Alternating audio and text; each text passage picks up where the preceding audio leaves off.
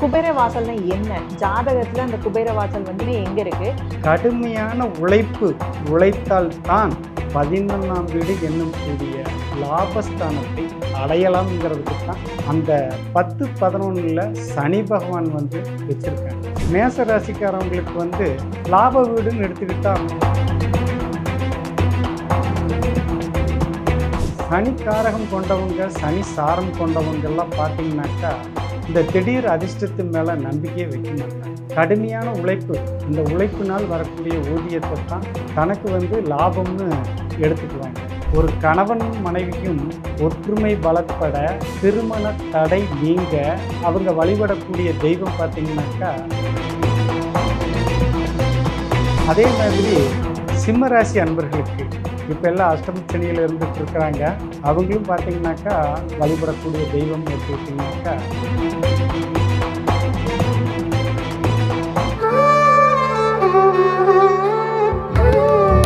Astro Tamil அன்பு நேயர்களுக்கு வணக்கம். நம்ம சேனலை தொடர்ந்து ஜோதிடம், ஆன்மீகம் சார்ந்த நிறைய இன்ட்ரெஸ்டிங்கான விஷயங்கள் வந்து பார்த்துட்டு இருக்கோம். ஸோ அந்த வகையில் இன்னைக்கு ஜோதிடம் சார்ந்த விஷயங்கள் பேசுறதுக்காக நம்ம கூட ஜோதிடர் திரு கணேசன் மாணிக்கம் அவர்கள் இணைந்திருக்கிறாங்க. ஸோ அவங்க கிட்ட ஜோதிடம் சார்ந்த நிறைய விஷயங்கள் வந்து கேட்டு தெரிஞ்சுக்கலாம். வணக்கம் சார். அஸ்ட்ரோ தமிழ ஜோதிட சொந்தங்கள் அனைவருக்கும் வணக்கம். தொடர்ந்து ஜோதிடம் சார்ந்த நிறைய விஷயங்கள் வந்து பேசிட்டு இருக்கோம் இல்லைங்களா? இன்னைக்கு வந்து இப்போ எல்லாருக்குமே அத்தியாவசிய தேவை அப்படிங்கும் பொழுது பணம் அப்படிங்கிறது விஷயம் வந்து ரொம்பவே இம்பார்ட்டன்ட். இப்போ நாளுக்கு நாள் வந்து இன்ஃப்ளேஷன் அதிகமாக ஆக ஆக எவ்வளோ சம்பாதிச்சாலுமே சேவிங்ஸ் அப்படிங்கிற ஒரு விஷயம் வந்து இருக்கவே மாட்டேங்குது. ஸோ இப்போ எங்கள் ஜென்ரேஷன் சேவிங்ஸோட மைண்டில் இருந்தாலுமே வந்து பணம் வந்து தங்க மாட்டேங்குது, எவ்வளோ சம்பாதிச்சாலும் பத்த மாட்டேங்குது அப்படின்னு சொல்லி புலம்பிக்கிட்டே தான் இருக்காங்க. ஸோ அவங்க ஜாதகப்படி என்ன மாதிரியான விஷயங்கள் வந்து அவங்க எடுத்துக்கிட்டாங்க அப்படின்னா, ஸோ இந்த பண வரவு அப்படிங்கிறது வந்து அவங்களுக்கு வந்து சேரும் அப்படின்னு சொல்லி தான் இன்னைக்கு டீட்டெயில்டாக வந்து பார்க்க போகிறோம். இதில் குறிப்பாக ஜாதகத்தில், ஜோதிடத்தில் என்ன சொல்கிறாங்க அப்படின்னா, ஜாதகத்தில் வந்து குபேர வாசல் அப்படிங்கிற ஒரு டேர்ம் வந்து மென்ஷன் பண்ணுறாங்க. ஸோ அதை பற்றி வந்து நிறைய பேத்துக்கு வந்து தெரிய மாட்டேங்குது, தெரியும் இல்லை. ஸோ குபேர வாசல்னா என்ன? ஜாதகத்தில் அந்த குபேர வாசல் வந்து எங்கே இருக்குது? ஒரு ஒரு லக்னத்துக்குமே எங்கே இருக்குது? அதை வந்து எப்படி ஆக்டிவேட் பண்ணிக்கிறது? என்ன மாதிரியான வழிபாடுகள் பண்ணலாம்? அது வந்து பண்ணும்பொழுது என்ன மாதிரியான பலன்கள் வந்து அவங்களுக்கு கை கூடுது அப்படின்னு சொல்லி டீட்டெயிலாக வந்து இன்னைக்கு பார்க்கலாம் சார். ஸோ இதை பற்றி உங்களோட கருத்து சொல்லுங்கள். குபேர வாசல்னா என்ன? அது ஜாதகத்தில் எங்கே இருக்குது? அனைவருக்கும் வணக்கம். இப்போ பார்த்தீங்கன்னாக்கா மேசத்திலிருந்து மீனத்து வரைக்கும் இருக்கக்கூடிய ராசிகள் 12. அந்த 12 ராசியிலையும் மக்கள் வந்து உழைக்கிறாங்க, செய்கிறாங்க. ஆனால் அந்த 12 வீட்லேயும் எந்த வீட்டில் ஒரு நம்மளுடைய சேமிப்பு போய் அடங்குது அப்படிங்கிற ஒரு கணக்கு இருக்கு இல்லைங்களே. இப்போ பார்த்தீங்கன்னா மேச ராசிக்காரவங்களுக்கு வந்து லாப வீடுன்னு எடுத்துக்கிட்டால் அவங்களுக்கு வந்து பார்த்திங்கனாக்கா சனியோட வீடு. சனியோட வீடுன்னு பார்க்கும்போது பார்த்திங்கனாக்கா கும்ப வீடு. கும்ப வீட்டில் பார்த்திங்கன்னா உங்களுக்கு வந்து கரெக்டாக காலபுருஷனுக்கு 10ஆம் வீடுமே சனி பகவானைத்தான் மகரத்தில் வர்றாங்க. அதாவது கடுமையான உழைப்பு உழைத்தால் தான் 11ஆம் வீடு என்னும் கூடிய லாபஸ்தானத்தை அடையலாம்ங்கிறதுக்கு தான் அந்த 10-11ல் சனி பகவான் வந்து வச்சுருக்காங்க. சனி பகவான் பார்த்திங்கன்னா உழைப்புக்கு காரகம், தொழிலாளிக்கு காரகம், கடுமையாக வேர்வை சுந்தக்கூடிய அனைவருக்குமே காரகம் வைக்கக்கூடியவர் தான் சனி பகவான். அப்போது சனி காரகம் கொண்டவங்க, சனி சாரம் கொண்டவங்கெல்லாம் பார்த்திங்கனாக்கா இந்த திடீர் அதிர்ஷ்டத்து மேலே நம்பிக்கையை வைக்க மாட்டாங்க. கடுமையான உழைப்பு, அந்த உழைப்பினால் வரக்கூடிய ஊதியத்தை தான் அவங்க வந்து தனக்கு வந்து லாபம்னு எடுத்துக்குவாங்க. ஆக இந்த ஒவ்வொரு ராசியிலும் லாபம் அப்படின்னு சொல்லக்கூடிய அந்த குபேர வாசல் அப்படின்னு கூடிய அந்த லாபஸ்தானம் எங்கே இருக்குதுன்னு பார்த்தீங்கன்னா 11ஆம் இடத்துல. அந்த 11ஆம் இடத்துல இருக்கக்கூடிய அந்த குபேர வாசல் தான் ஒவ்வொரு ஜாதகருக்கும் ஒவ்வொரு விதமான சொத்து, சுகம், நிலையான சொத்து, அசையும் சொத்து, அசையா சொத்து, இந்த சொத்தெல்லாம் வாங்கி சேர்த்துறாங்க பார்த்தீங்களா.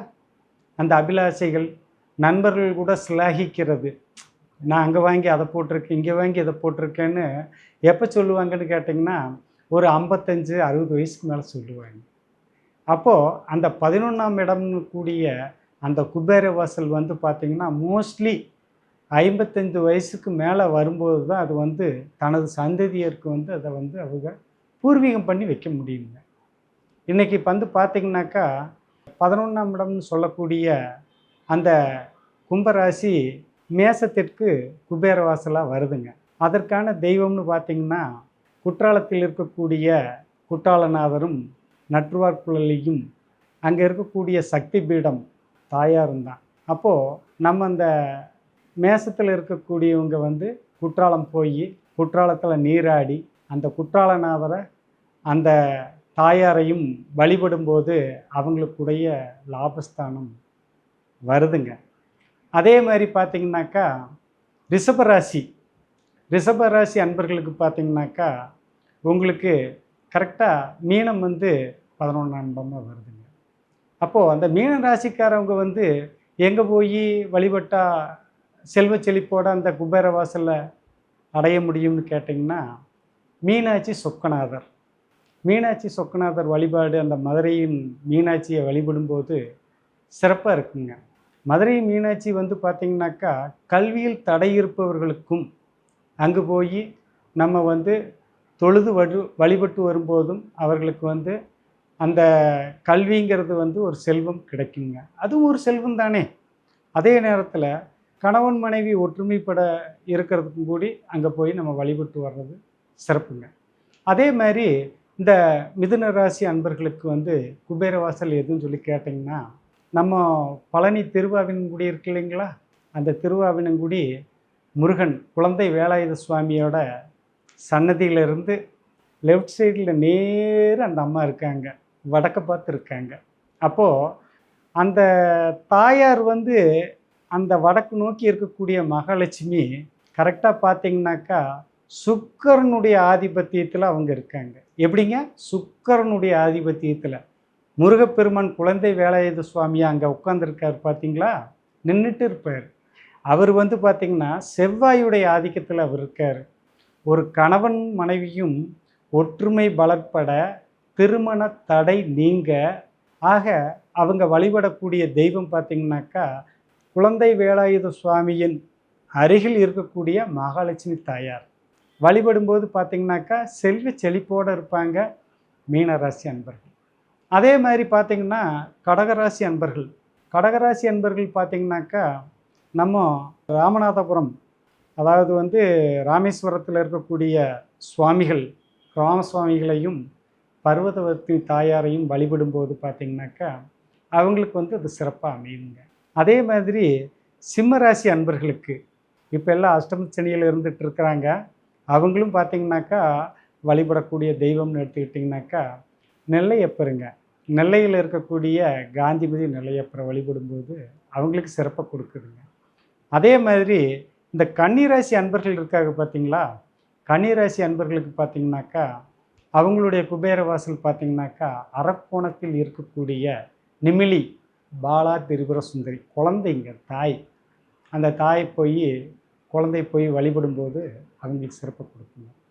அதே மாதிரி பார்த்திங்கன்னா துலாத்தில் பார்த்திங்கனாக்கா அவங்களுக்கு வந்து 11ஆம் இடம்னு பார்க்கும்போது பார்த்திங்கன்னா திருமேச்சியூர் லலிதாம்பிகை மேகநாத பெருமாளை வழிபடும்போது பார்த்திங்கனாக்கா அவங்களுக்கு அதை சிறப்பு கொடுக்கும். அதே மாதிரி பார்த்திங்கன்னா விருச்சிக ராசிக்காரங்களுக்கு வந்து பார்த்திங்கனாக்கா கும்பகோணத்தில் இருக்கக்கூடிய பட்டீஸ்வரம் விஷ்ணு துர்க்கையை வழிபடும்போது பார்த்திங்கனாக்கா அவங்களுக்கு அதிகப்படியான ஒரு சிறப்பு கொடுக்குறது. அதே மாதிரி பார்த்திங்கனாக்கா தனுசு ராசி அன்பர்களுக்கு பார்த்திங்கன்னா 11ஆம் இடமா அவங்களுக்கு என்ன தெய்வத்தை குறிக்குதுன்னு கேட்டிங்கன்னா ஸ்ரீரங்கம் பெருமாளை வழிபட்டு அவருக்கு அருகில் இருக்கக்கூடிய கட்டளை சிங்கப்பெருமாள் அவர் வந்து பார்த்திங்கன்னா ஸ்ரீரங்கத்துக்கும் முன்பிருந்தே இருக்காருங்களாமா. அப்போ அவ்வளோ பழம்பெருமை வாய்ந்த சுவாமி தான் வந்து கட்டளை சிங்கப்பெருமாள். அவரை வழிபட்டு வரும்போது பார்த்திங்கனாக்கா தனுசு ராசி அன்பர்களுக்கு வந்து ரொம்ப சிறப்பு கொடுக்குங்க. அதே நேரத்தில் பார்த்திங்கன்னா மகர ராசி அன்பர்களுக்கு பார்த்திங்கனாக்கா கீழ்த்திருப்பதியில் இருக்கக்கூடிய அலமேலு மங்கா அந்த தாயாரை வழிபடும்போது பார்த்திங்கனாக்கா மகர ராசி அன்பர்களுக்கு வந்து சிறப்பு கொடுக்குங்க. அதே மாதிரி பார்த்திங்கனாக்கா உங்களுக்கு கும்பராசி அன்பர்களுக்கு பார்த்திங்கனாக்கா உங்களுக்கு வந்து தாய் வராகியை வழிபடும்போது பார்த்திங்கன்னா அவங்களுக்கு ரொம்ப சிறப்பு கொடுக்குதுங்க. அப்போது அந்த வராகி எங்கே இருக்குது அப்படின்னு சொல்லி கேட்டிங்கனாக்கா நம்ம தஞ்சாவூரில் இருக்கக்கூடிய பிரகதீஸ்வரர் ஆலயத்து பக்கத்தில் இருக்குது இல்லைங்களா, அந்த வராகியை வழிபடுவது ரொம்ப சிறப்பு.